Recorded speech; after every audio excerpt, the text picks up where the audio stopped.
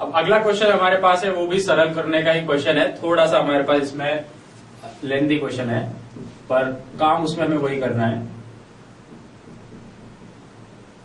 ये क्वेश्चन कह रहा है कि 3 की घात -5 गुणा 10 की घात -5 गुणा 125 बटे में है 5 की घात -7 गुणा 6 की घात -5, और इसको हम लोगों को एक सरलतम रूप में कन्वर्ट करके लिख के लाना है। अब देखो, ऐसे क्वेश्चन में क्या करना होता है कि आपको ये दिख रहा है कि कहीं पर भी आधार समान नहीं है घातों के, पर क्या वो आधार समान बनाए जा सकते हैं?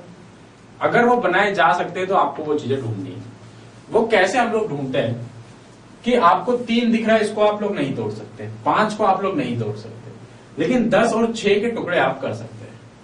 कैसे कर सकते हैं कि हमने एक नियम पढ़ा था, जिस नियम को हम लोगों ने कहा था कि a गुणा b की घात n जो है उसे a की घात n गुणा b की घात n लिखा जा सकता है। अब जो आपका 10 है, उस 10 को आप लोग 2 गुणा 5 लिख सकते हो और 6 को 2 गुणा 3 लिख सकते हो। इसका फायदा क्या होगा कि आप देख रहे हो इस क्वेश्चन में 3 पहले से है, 5 भी पहले से है, तो इस क्वेश्चन में 2, 3, 5 और आ जाएंगे, और जितना ज्यादा एक समान आधार है उतना जल्दी हमारा क्वेश्चन सॉल्व होगा। तो हम लोग ये काम करेंगे, तो 3 की घात -5 एज इट इज रहा, 10 को हमने लिखा 2 गुणा 5 और इसकी घात में कोई परिवर्तन नहीं, 125 को 5 की घात 3 लिख दिया, 5 की घात 7 में कोई चेंज नहीं होगा, 6 को हमने 2 गुणा 3 की घात -5 लिख दिया। अब इसको पूरा एक बार सही रूप में लिख दे तो हमको दिखता है 3 की घात -5, 2 की घात -5, ये इसको खोल रहे हैं तो 2 की घात -5 और 5 की घात -5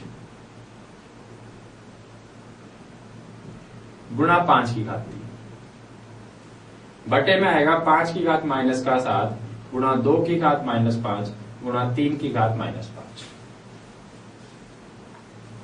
अब हम लोगों को क्या करना है, ढूंढना है भाई आधार से जहां जहां समान हो उसमें सॉल्व कर देते। देखो, अब यहां दिख रहा है 3 की घात -5 और नीचे भी दिख रहा है 3 की घात -5, तो ये तो ऐसा का ऐसा कट गया, भाग में है ऐसा का ऐसा कट गया, कुछ भी नहीं बचा।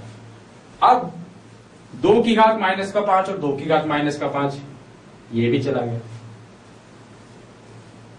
फिर दिखा 5 की घात -5 और 5 की घात 3, जो कि क्या है, गुणा में।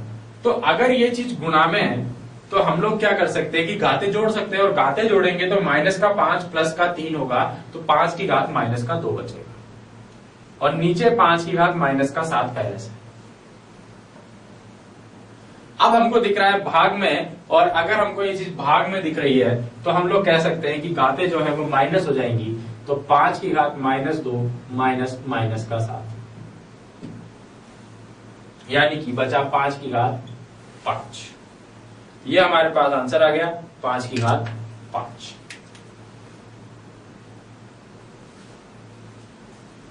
ज्यादा कुछ नहीं करना था। सबसे पहले हमने 10 को और 6 को तोड़ा, 10 को जोड़ा 2 गुणा 5, 6 को तोड़ दिया 2 गुणा 3, उससे हमारा क्वेश्चन जो है वो 2, 3, 5 में सिमट के रह गया।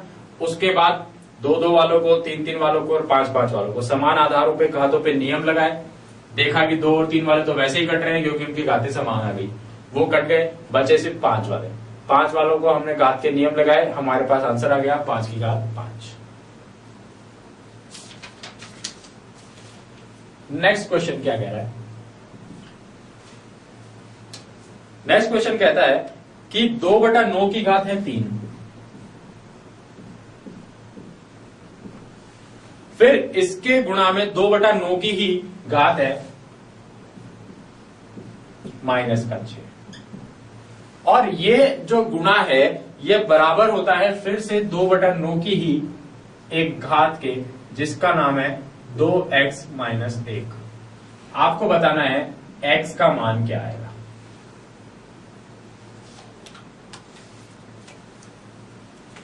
देखो, अब इनमें क्या होगा, इसमें जो कॉन्सेप्ट लगेगा उस कॉन्सेप्ट पे हम लोग चलेंगे। उस कॉन्सेप्ट पे चलने के लिए हम लोग पहले इस क्वेश्चन को ही सॉल्व करते हैं और वहीं पर बीच में हम लोग उस कॉन्सेप्ट को देखेंगे। देखो, सबसे पहले हम इस वाले पार्ट को देखें तो 2/9 2/9, आधार समान है, आधार समान है तो घातों का क्या होगा भाई, गुणा में है तो घातें जुड़ जाएंगी। तो हम लोग इसको लिख सकते हैं कि 2/9 की घात 3 प्लस माइनस 6, और इक्वल के निशान के इस तरफ तो कुछ भी नहीं होगा, इसको एज इट इज रहने दो।